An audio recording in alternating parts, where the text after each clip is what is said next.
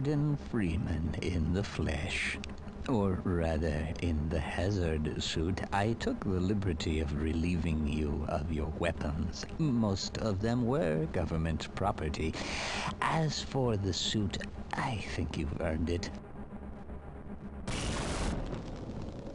The border world, Zen, is in our control for the time being, thanks to you. Quite a nasty piece of work you managed over there. I am impressed.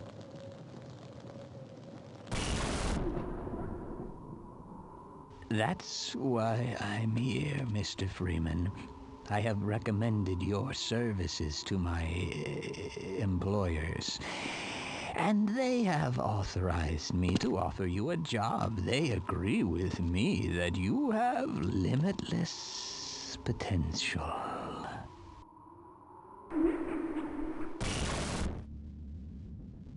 You've proved yourself a decisive man, so I don't expect you'll have any trouble deciding what to do. If you're interested, just step into the portal, and I will take that as a yes. Otherwise, well, I can offer you a battle you have no chance of winning. Rather an anticlimax after what you've just survived. Time to choose.